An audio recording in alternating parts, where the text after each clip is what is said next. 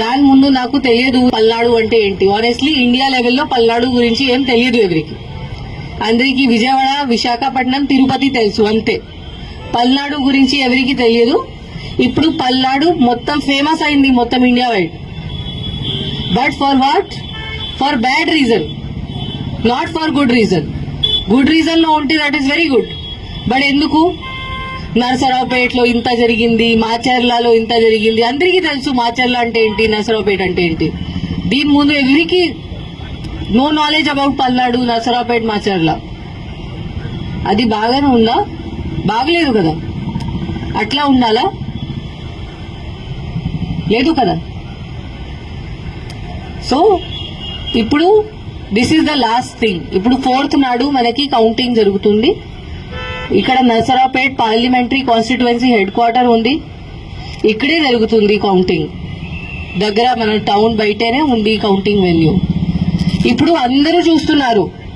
Election commission కూడా నిన్న ఒక వీసీ చేసి ఆంధ్రప్రదేశ్ ది రివ్యూ చేయడం జరిగింది. అప్పుడు కూడా పల్నాడు డిస్ట్రిక్ట్ కి ఎంత టైం ఇచ్చారు, అంత టైం ఎవరికి ఇవ్వలేదు. ఇంత కాన్సన్ట్రేట్ చేశారు పల్నాడు డిస్ట్రిక్ట్ మీద. సో ఇప్పుడు అందరూ చూస్తున్నారు పల్నాడు అంటే ఏంటి. కౌంటింగ్ రోజు మళ్ళీ ఏదో జరుగుతుందా అట్లా అనుకుంటున్నారు.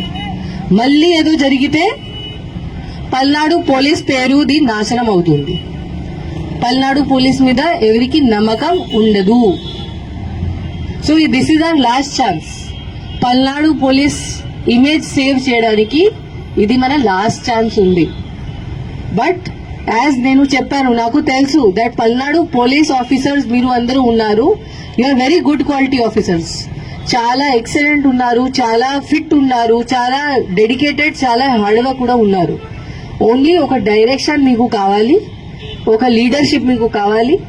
ఆ డైరెక్షన్ మీకు ప్రాపర్ గా ఎవరు ఇస్తే మీరు ఏదైనా చేయగలుగుతారు. అది నాకు తెలుసు. అండ్ ఇప్పుడు టైం వచ్చింది. ఆ టైం వచ్చింది. మన మీద ఒక పెద్ద క్వశ్చన్ మార్క్ ఉంది.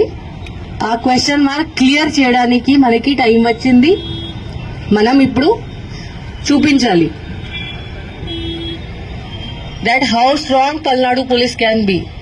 కి ఇక్కడ నరసరావుపేటలో, పల్నాడు డిస్ట్రిక్ట్ లో పల్నాడు పోలీస్ ఉంటే ఎవరు ఏం చేయడానికి లేదు. ఏం క్రిమినల్ యాక్టివిటీ ఇక్కడ జరగడానికి లేదు.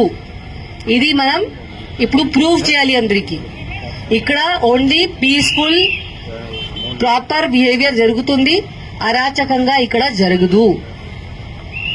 ఇది మనం ప్రూవ్ చేయాలి, చూపించాలి. ఎవరికి ఇంత ధైర్యం ఉంటే బయట వచ్చి ఏదో గొడవ చేస్తే మనం వాళ్ళకి అసలు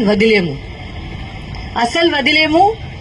ఎవరైనా ఎనీథింగ్ మన ఇన్స్ట్రక్షన్స్ ఎవరు ఫాలో చేయకపోతే, వాళ్ళు బయట వచ్చి గొడవ చేస్తే, మన 144 కూడా ఉంది, ఇప్పుడు కూడా ఉంది.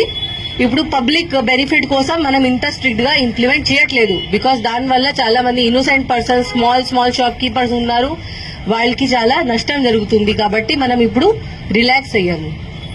1 జూన్ నుంచి మనం మళ్ళీ 144 సెక్షన్ ఇంప్లిమెంట్ గట్టిగా చేస్తాము. అప్పుడు ఎవరు బయట తిరిగితే ఆర్ ఎవరు ఎనీ ఇల్లీగల్ యాక్టివిటీ చేస్తే, ఇక్కడ మద్యం తాగితే బయట రోడ్ మీద రౌడీజం చేస్తే, ఇప్పుడు కూడా రోడ్ మీద rowdyism, any type of criminality ఎవరైనా చేస్తే క్రిమినల్ బిహేవియర్, అది మనం అస్సలు యాక్సెప్ట్ చేయము. వీ హ్యావ్ టు షో మనం పోలీస్ వాళ్ళు ఉన్నాము.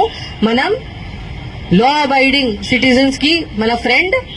ఎవరు అనుకుంటున్నారు కి నేను ఏదైనా చేయవచ్చు, వాళ్ళకి మనం we will teach them a lesson. వాళ్ళకి చూపిస్తాము ఏముంది.